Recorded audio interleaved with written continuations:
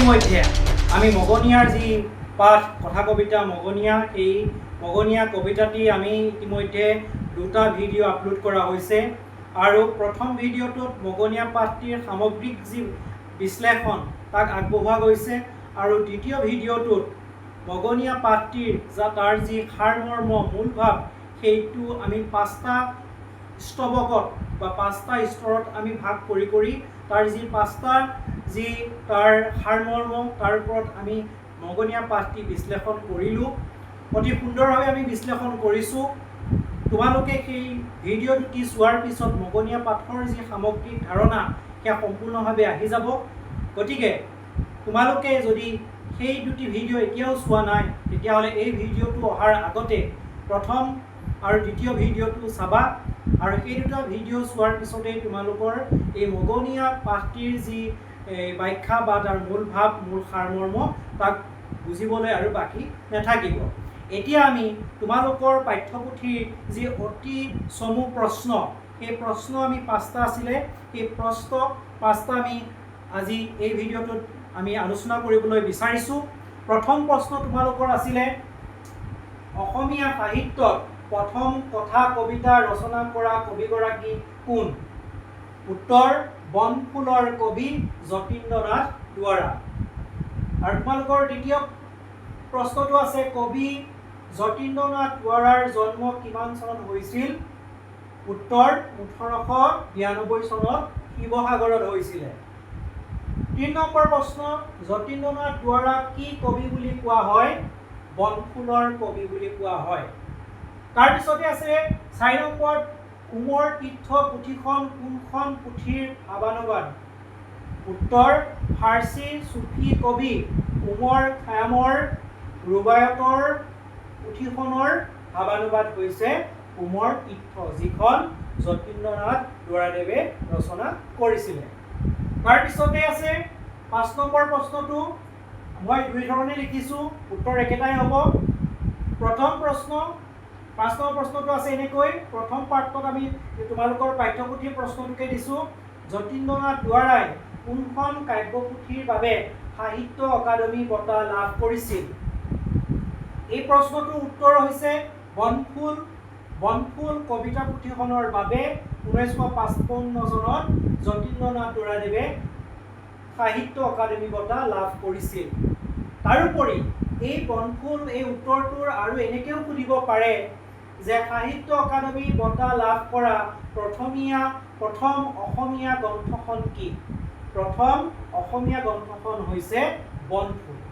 এইকেইটা আমি আজি তোমালোকৰ অতি চমু প্ৰশ্ন আলোচনা কৰিলোঁ পৰৱৰ্তী ভিডিঅ'ত আমি তোমালোকৰ খ অংশ দিয়া চমু প্ৰশ্ন প্ৰতিটো এতিয়া আমি তোমালোকৰ পাঠ্যপুথিৰ মগনিয়া পাঠৰ যি অংশৰ চমু প্ৰশ্নকেইটা আমি আলোচনা কৰিবলৈ লৈছোঁ ইয়াৰ প্ৰতিটো প্ৰশ্নৰ মূল্যাংক থাকিব 2 পৰা 3 নম্বৰ তোমালোকৰ প্ৰথম প্ৰশ্নটো আছে কথা কবিতা বুলিলে কি বুজা ইয়াৰ দুটা বৈশিষ্ট্য লিখা উত্তৰটো এনেধৰণে লিখিবা কবিতাৰ এটি ভাগ হৈছে কথা কবিতা ডক্টৰ বাণীকান্ত কাকতিদেৱে কথা কবিতাক নোহোৱা নোপোজা কবিতা বুলি অভিহিত কৰিছিল এটি মাত্ৰ কেন্দ্ৰস্থ ভাৱক অৱলম্বন কৰি কবিত্বময় কথাৰে ৰচনা কৰা ৰূপৰ সমাৱেশ থকা নাতি দীৰ্ঘ ৰচনাকে কথা কবিতা বোলে তাৰ পিছৰ অংশত আছে ইয়াৰ দুটা বৈশিষ্ট্য লিখা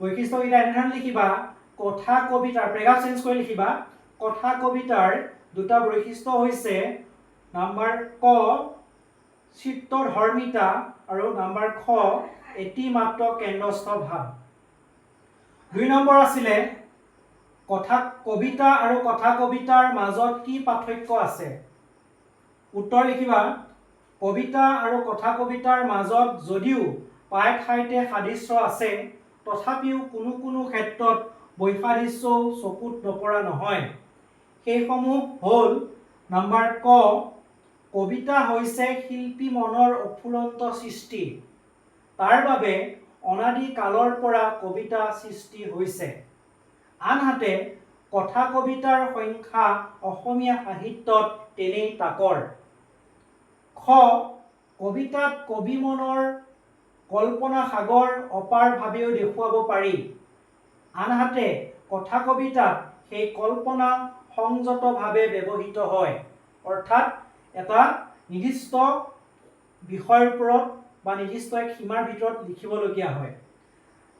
আমাৰ গ, কবিতাৰ কোনো নিৰ্দিষ্ট বিষয়বস্তু নাই, কিন্তু কথা কবিতাৰ নিৰ্দিষ্ট বিষয়বস্তু থাকে, যাৰ বাবে কথা কবিতাসমূহ আখ্যানমূলক। ইয়াৰ পিছতে আমি 3, 4 আৰু 5 এই তিনিটা প্ৰশ্নৰ আলোচনা কৰিম। তোমালোকৰ খ অংশৰ 3 নম্বৰ প্ৰশ্নত আছে, উমৰ খায়াম কোন? তেওঁ ৰচনা কৰা পুথিখনৰ নাম কি? উত্তৰ লিখিবা, উমৰ খায়াম আছিল এজন ফাৰ্চী চুফী কবি। তেওঁ ৰচনা কৰা পুথি এখনৰ নাম হৈছে ৰুৱায়ত। 4 নম্বৰটো আৰু 5 নম্বৰটো অতি তোমালোকৰ ইম্পৰ্টেণ্ট কুৱেশ্যন। 4 number 5 number. আমি 4 নম্বৰটো চাওঁ, কি কৈছে? মগনিয়াৰজনে কবিৰ পৰা কি দান পোৱাৰ কথা কৈছে? উত্তৰ লিখিবা, বনফুলৰ কবি যতীন্দ্ৰনাথ দুৱৰাৰ মগনিয়াৰ কবিতাটিত উল্লেখ মতে মগনিয়াৰজনে কবিৰ পৰা সহানুভূতি তথা আন্তৰিকতা দান পাইছিল। পেগাপ চেঞ্জ কৰি লিখিবা, এদিন কবি বাটেদি গৈ থাকোঁতে এজন মগনিয়াক লগ পাইছিল। সেই বুঢ়া বেমাৰী মগনিয়াৰজনে কবিৰ পৰা কিবা এটা পোৱাৰ আশাত হাতখন আগবঢ়াই লৈছিল, কিন্তু সেই মুহূৰ্তত মগনিয়াৰজনক দিব পৰাকৈ কবিৰ হাতত একোৱেই নাছিল, যাৰ বাবে কবিয়ে মগনিয়াৰজনৰ অপৰিষ্কাৰ হাতখনকে নিজৰ দুহাতৰ মাজত ৰাখি অতি আবেগেৰে বেয়া নেপাবলৈ কৈছিল, আৰু সেই মুহূৰ্ততে মগনিয়াৰজনে কবিৰ পৰা এষাৰি মৰমৰ মাত আৰু আন্তৰিকতা দান হিচাপে লাভ কৰিছিল। তাৰপিছত তোমালোকৰ 5 নম্বৰ প্ৰশ্নটোত কৈছে, ককাই মোৰ ওপৰত খং নকৰিবা, মোৰ হাতত একোৱেই নাই। এইষাৰ কোনে কৈছিলে? কবিয়ে কৈছিলে।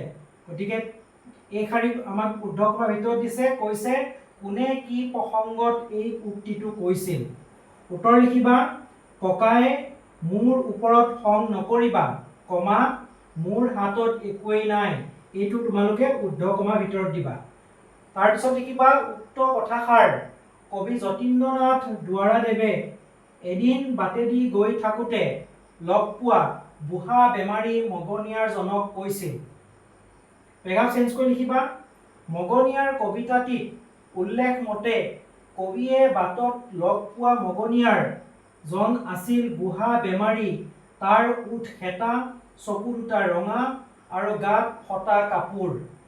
সেই মগনিয়াৰজনে কবিৰ পৰা কিবা পোৱাৰ আশাত তাৰ অপৰিষ্কাৰ হাতখনি আগবঢ়াই লৈ আছিল, কিন্তু সেই মুহূৰ্তত কবিৰ হাতত কোনো ধৰণৰ সামগ্ৰী নাছিল, যেনে টকা, ঘড়ী, আনকি ৰুমাল এখনো নাছিল, যাৰ বাবে কবি উপায় অন্তৰ হৈ মগনিয়াৰ হাতখনকে নিজৰ হাতৰ মাজত লৈ অতি আবেগেৰে কৈ উঠিছিল, ককাই মোৰ ওপৰত খং নকৰিবা, মোৰ হাতত একোৱেই নাই। এইকেইটা তোমালোকৰ আমি ক অংশৰ আৰু খ অংশৰ গোটেইখিনি আমি কুৱেশ্যন আনচাৰ আমি ডিছকাছ কৰিলোঁ। এইখিনি তোমালোকে ভালকৈ চাবা। এইখিনি কুৱেশ্যনে তোমালোকৰ পৰীক্ষাত খুবেই আহি থাকে। ইয়াৰ পৰৱৰ্তী ভিডিঅ'ত তোমালোকৰ যি দীঘল ব্যাখ্যাকাৰী যি কুৱেশ্যন আছে, সেই কুৱেশ্যনখিনি আমি আলোচনা কৰিম। পৰৱৰ্তী ভিডিঅ'টো পাই থাকিবলৈ চেনেলটো ছাবস্ক্ৰাইব কৰিব, লাইক কৰিব আৰু শ্বেয়াৰ কৰিব। ধন্যবাদ।